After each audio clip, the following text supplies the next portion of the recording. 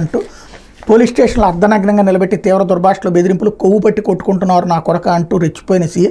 పందిలా ఉన్నావు, నిన్ను కోసి రైలు పట్టాలపై పడేస్తే దిక్కెవరు, నీ గొంతు కోసి గోదావరిలో పడేస్తే శవం కూడా దొరకదని బెదిరింపులు. ఇంత అవమానం జరిగాక బతకాలం లేదని వాపోయిన బాధితుడు. కూటమి ప్రభుత్వ కక్ష సాధింపులపై మండిపడ్డ వైఎస్ఆర్సీపీ నేతలు మార్గాని భరత్, సుధాకర్ బాబు, కొమ్మూరి కనకారావు అన్నటువంటి వార్తని హైలైట్ చేశారు. పోతే బేతాళ కథ అంతా బాబు కుట్ర. కాకినాడ పోర్టులో వాటాలు కొలగొట్టే కుతంత్రం. ముందుగా పవన్ నాదెండ్లతో బియ్యం హైడ్రామా, అనంతరం బాబు సన్నిహితుడు కేవీరావుతో తప్పుడు ఫిర్యాదు. ఏమీ లేని అంశంలో వెంటనే సిఐడి అక్రమ కేసు. చంద్రబాబు స్క్రిప్ట్తోనే వాటాలు కొలగొట్టే కుట్ర.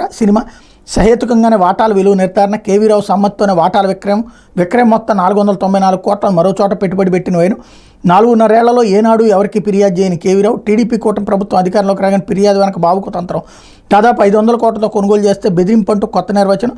నిజంగా బెదిరించుంటే ఫ్రీగానే తీసుకునేవారు కదా, వాటాలు ఎందుకు కొంటారు? అది 41%తో మైనార్టీ వాటాదారుగా ఎందుకుంటారు? 51% వాటాతో మెజార్టీ వాటాదారుగానే ఉంటారు కదా. ఇప్పటికీ 59% వాటాతో నిర్ణయాధికారం కేవీరావు గుప్పెట్లోనే. అంతర్జాతీయ సంస్థ అరబిందో గ్రూప్పై కూటమి పెద్దలు దుష్ప్రచారం. నాడు కాకినాడ పోర్టును కేవీరావు కారు చౌకగా కట్టబెట్టింది బాబు ప్రభుత్వమే. తాజాగా ప్రైవేట్ లావాదేవీలో చంద్రబాబు సర్కార్ జోక్యం వెనక భారీ కుట్ర అన్నటువంటి వార్తని హైలైట్ చేశారు. ఇది వీళ్ళ వైపు వెర్షన్ అనమాట.